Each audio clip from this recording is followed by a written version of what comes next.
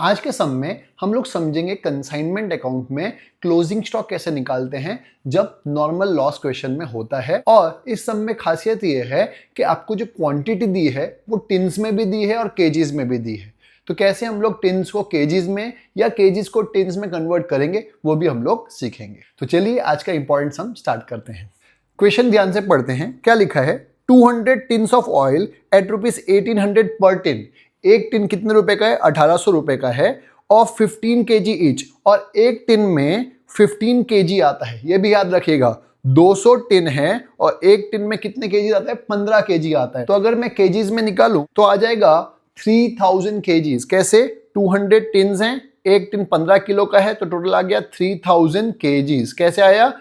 200 into 15 तो आ गया 3000 kgs। Total KGs में निकाल दिया, तो अगर टिन्स में निकालूंगा तो 200 टिन है। क्लियर है? और एक टिन कितने का है? 1800 रुपए का। तो 200 इंटू 1800 करूंगा तो आ जाएगा भाव, दैट इज 200 टिन्स का रेट भी आ जाएगा या 3000 केजीज का रेट भी आ जाएगा। ही पेड ₹3000 फॉर एक्सपेंस। एक्सपेंसेस कितने रुपए के? 3000 रुपए के। नॉर्मल लॉस दिया हुआ है 10%। मेन चीज क्या है? नॉर्मल लॉस कितना है? 10% है। Calculate the value of closing stock if quantity left is 570 kgs of oil. हम लोग को क्लोजिंग स्टॉक की वैल्यू फाइंड करनी है और जो क्लोजिंग स्टॉक दिया हुआ है वो 570 kgs में दिया हुआ है। तो मैं क्या करूंगा? टिन्स में नहीं निकालूंगा, केजीज में निकालूंगा, क्योंकि लास्ट में क्लोजिंग स्टॉक किसमें दिया हुआ है? केजीज में दिया हुआ है। और लास्ट में जर्नल एंट्री लिखनी है। क्लियर? तो चलिए सबसे पहले हम लोग पूरा सम केजीज में करेंगे। क्यों? क्योंकि लास्ट में क्लोजिंग स्टॉक केजीज में दिया हुआ है। 1 टिन जो है वो कितने केजीज का है? 15 kgs का है। तो 200 टिन्स स्टार्टिंग में कितने केजीज के हुए? तो आ जाएगा 200 इंटू 15, दैट इज 3000 kgs।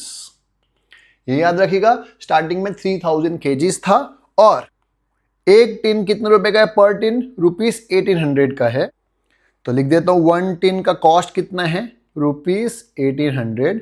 तो ऐसे कितने? 200 टिन्स थे, तो उसका भाव कितना होगा? 1800 इंटू 2 इज 36, 1 2 3 4, 3,60,000 रुपीज। ये याद रखिएगा, 3000 kgs है, उसका भाव कितना है? 3,60,000।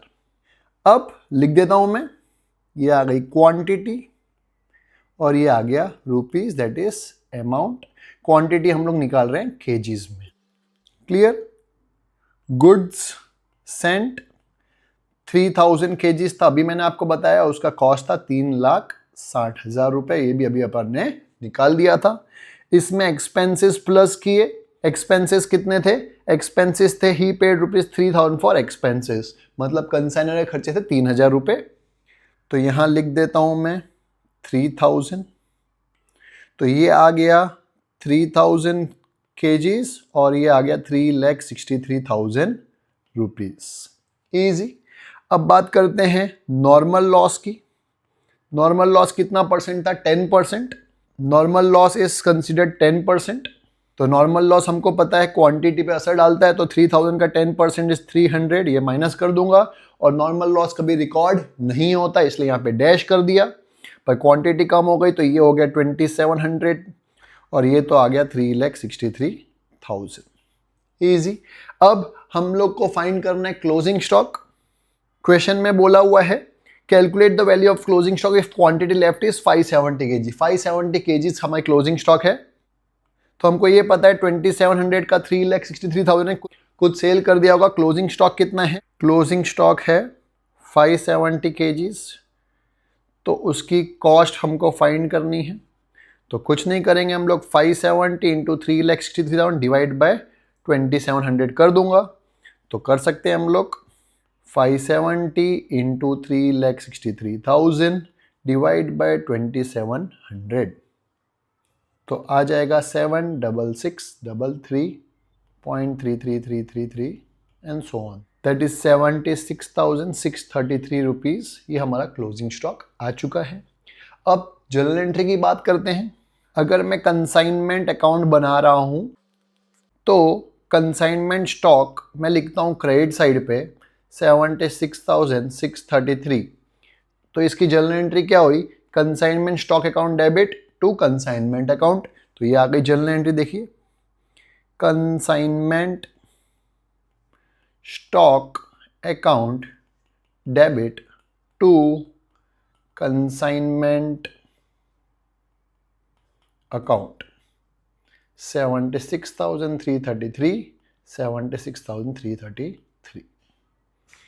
ये आ गई हमारी जर्नल एंट्री। इजी।